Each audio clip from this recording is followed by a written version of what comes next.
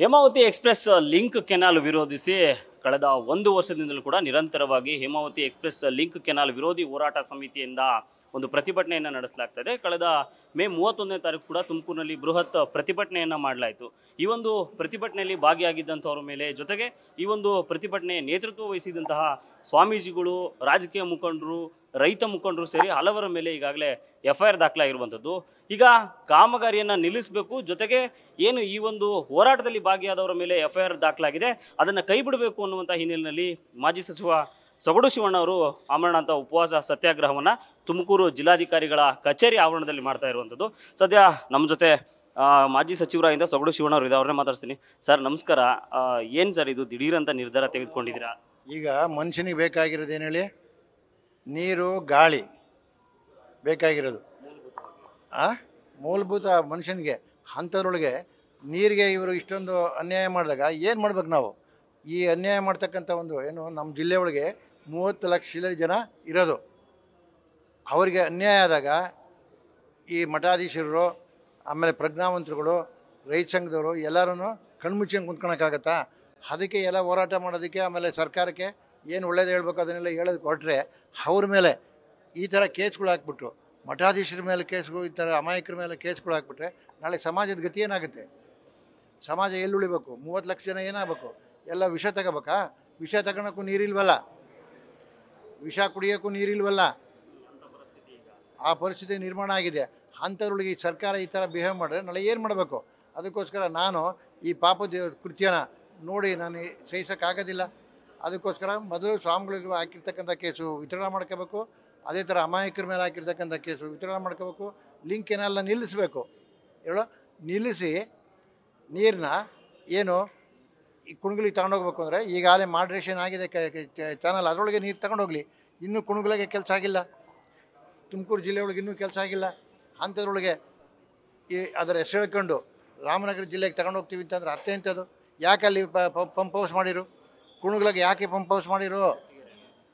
ಆ 190ರಿಂದ 228 ಕೆಲಸನೇ ಆಗಿಲ್ಲ. ಈಗ ನೀವೆಲ್ಲನ ನಾವು ಹೇಳಿದ್ದು ಕೇಳ್ತೀರಾ? ಈಗ DK ಶಿವಕುಮಾರ್ ಹೇಳ್ತಿದ್ರೆ 40% ಕಾಮಗಾರಿ ಆಗೋಗಿದೆ ಅನ್ನುವಂಥದ್ದು ಸುಳ್ಳು. 1000 ಕೋಟಿ ಒಳಗೆ ನುಂಗ್ಬಿಟ್ಟವ್ರಲ್ಲ, ಅದಕ್ಕೋಸ್ಕರ 40% ಆಗಿರೋದು ಅಂತ. ಎಲ್ಲಿ ಎಲ್ಲಿ ಎಲ್ಲಿ ಏನು ಕಾಮಗಾರಿ ಮಾಡವ್ರೆ? ಪೈಪ್ಲೈನು ಎಲ್ಲಿ ಬಿಟ್ಟಿದ್ದೀವ ನಾವು? ಇಲ್ಲ.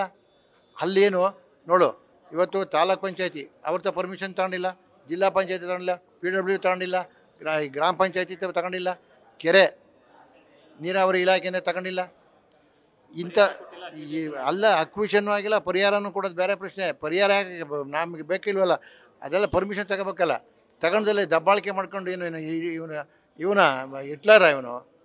ಅಲ್ಲ, ಈಗ ನಿಮ್ಮ ಮೇಲೆ ಕೂಡ ಎಫ್ಐಆರ್ ದಾಖಲಾಗಿದೆ ಸರ್. ಅವತ್ತು ನಾನು ಟ್ರಿಬ್ಯುನಲ್ ಇವ್ರನ್ನ ನೋಡೋಕ್ಕೆ ಅಲ್ಲಿ ಮಂತ್ರಿಗಳನ್ನೆಲ್ಲ ನೋಡೋಕ್ಕೆ ಡೆಲ್ಲಿಗೆ ಹೋಗಿದ್ದೆ, ಬರೋಕ್ಕಾಗಲಿಲ್ಲ. ಅಲ್ಲೇ ಉಳ್ಕೊಂಡು ಸೋಮವಾರ ಎಲ್ಲ ಡೀಟೇಲ್ಸ್ ಎಲ್ಲ ಅವ್ರಿಗೆಲ್ಲ ಕೊಟ್ಬಿಟ್ಟು ಬಂದೆ. ನನ್ನ ಮೇಲೆ ಕೇಸ್ ಹಾಕವ್ರೆ ಅಂದರೆ ಅರ್ಥ ಎಂಥದ್ದು? ಪೊಲೀಸರು ಸರ್ಕಾರದ ಕೈಗೊಂಬೆ ಆಗಿದಾರ ಅಂತ. ಪೊಲೀಸ್ನವರು, ಜಿಲ್ಲಾಧಿಕಾರಿಗಳು ಕೈ ಬೊಂಬೆ ಎಲ್ಲ ಕಂಡ್ರಿ. ಅವ್ರಿಗೆ ಇವರು ಹಂಗೆ ಇಟ್ಕೊಂಡವ್ರೆ, ಏನೋ ಒಂಥರ ದಳ್ಳಾಳಿಗಳು ಇಟ್ಕೊಂಡಂಗೆ ಇಟ್ಕೊಂಡ್ಬಿಟ್ಟವ್ರೆ ಮುಂಡೆ ಮಕ್ಕಳು. ಇವರಿಗೆ ಮಾನ ಮರ್ಯಾದಿಲ್ಲ ಹೇಳೋ. ನಾನು ಇವರೇನು ನೀರಾವರಿ ತಜ್ಞರು ಅಂತಾರಲ್ಲ, ನಾನು ಕೃಷ್ಣಪ್ಪ ನಮ್ಮ ನೀರಾವರಿ ಹೋರಾಟ ಮಾಡ್ತಕ್ಕಂಥ ಎಲ್ಲರೂ ನೀರಾವರಿ ತಜ್ಞರೆಲ್ಲ ಭೇಟಿ ಮಾಡಿದ್ದೀವಿ.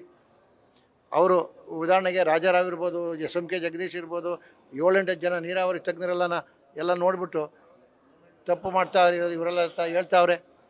ಅವರೆಲ್ಲ ಹೇಳ್ಬಿಟ್ಟು ಇದಾದಮೇಲೆ ಇವ್ರು ಯಾಕೆ ಈಗ ಇಲ್ಲಿ ಉದಾಹರಣೆ ಅವನು ಜಯಪ್ರಕಾಶ್ ಅಂತೇಳಿ ಆ BJP ಸರ್ಕಾರ ಇದ್ದಾಗ ಲಿಂಕ್ ಕೆನಾಲ್ ಬೇಡ ಅಂತ ಹೇಳ್ಬಿಟ್ಟು ಇದು ಮಾಡಿಕೊಟ್ಟ.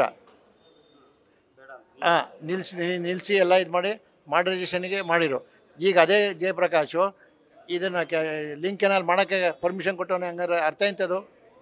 ಅಲ್ಲ, ಈಗ ಸರ್ಕಾರ ಯಾವುದೇ ಕಾರಣಕ್ಕೂ ಏನೇ ಹೋರಾಟಗಳಾದರೂ ಕಾಮಗಾರಿ ನಿಲ್ಲಿಸಲ್ಲ ಅನ್ನುವಂಥದ್ದನ್ನು ಸ್ಪಷ್ಟವಾಗಿ ಹೇಳಿದ್ದಾರೆ. ಅವರು ನಿಲ್ಲಿಸಲ್ಲ ಅಂದರೆ ನಾನು ಆ ಮರಣಾಂತರ ನಿಲ್ಲಿಸಲ್ಲ, ಆ ಮರಣಾಂತರ ನಿಲ್ಲಿಸೋದೇ ಇಲ್ಲ. ಮೊದಲು ಸ್ವಾಮಿಗಳ್ದು ಅಮಾಯಕರು ಇವ್ರದ್ದೆಲ್ಲ ಕೇಸ್ ವಿತ್ಡ್ರಾ ಮಾಡ್ಕೋಬೇಕು ಮೊದಲು, ಅಂಥವ್ರಿಗೂ ನಿಲ್ಲಿಸಲ್ಲ. ಅಲ್ಲ, ಈಗ ಕುಣಿಗಲ್ಲಿಗೆ ಕೊಡಬೇಕಾಗಿರುವಂಥ ನೀರು ಇದುವರೆಗೂ ಕೊಡೋಕ್ಕಾಗಿಲ್ಲ.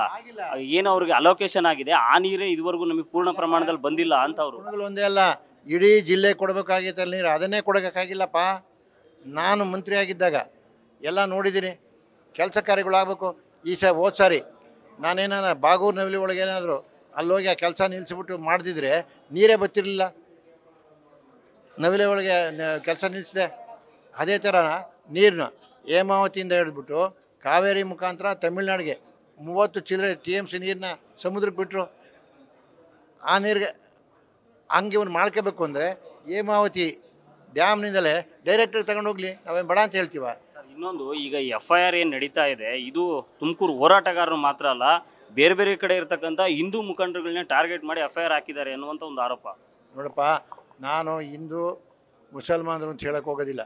ನನಗೆ ಮಾನವೀಯತೆ ದೃಷ್ಟಿಯಿಂದ ನಮ್ಮ ಜಿಲ್ಲೆಯೊಳಗಿರ್ತಕ್ಕಂಥ ಎಲ್ಲ ಜನಾಂಗಕ್ಕೂ ಅದೇನೋ ಅನ್ವಯವಾದರೆ ನಾನು ಸಹಿಸೋದಿಲ್ಲ.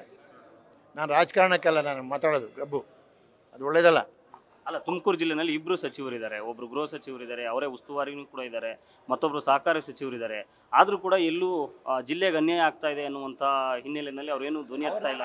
ಅವ್ರನ್ನೇ ಕೇಳಪ್ಪ, ಈ ಅಂಕಿ ಸಂಖ್ಯೆ ಸುಳ್ಳು ಹೇಳ್ತಾವ್ರಲ್ಲ, ಯಾವ್ದು ತಡೀರಪ್ಪ. ಇವಾಗೆಲ್ಲ ನೀವು ನೋಡಿರೋದು, ರೈತರಿಗೆ ಎಡದಂಡೆ ಒಳಗೆ ಹೋಗ್ತಕ್ಕಂಥ ರೈತರಿಗೆ ಎಷ್ಟು ಎಕರೆಗೆ ನೀರು ಕೊಟ್ಟಿದ್ದೀವಿ, ಕೊಡೋಕ್ಕಾಗಿಲ್ಲ. ಅಲ್ಲಿಂದ ಇಲ್ಲಿವರೆಗೂ ಆ ವರ್ಷಗಳು ಅಲ್ಲೇ 30-25 ವರ್ಷ ಆಯ್ತು, ಕೊಡೋಕ್ಕಾಗಿಲ್ಲ, ನೀರಕ್ಕೆ ಆಗಿಲ್ಲ.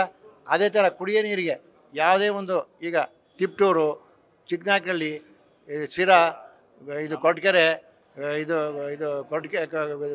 ಮಧುಗಿರಿ, ಆಮೇಲೆ ತುಮಕೂರು ಗ್ರಾಮಾಂತರ, ಕುಣಗಲ್ಗೆ ನೀರು ಕೊಡೋಕ್ಕಾಗಿಲ್ಲ, ಕುಡಿಯೋ ನೀರೇ ಕೊಡೋಕ್ಕಾಗಿಲ್ಲ. ಎಡದಂಡೆ ಒಳಗೆ ಬಲದಂಡೆ ಒಳಗೆ ಕೊಡೋಕ್ಕಾಗಿಲ್ಲ.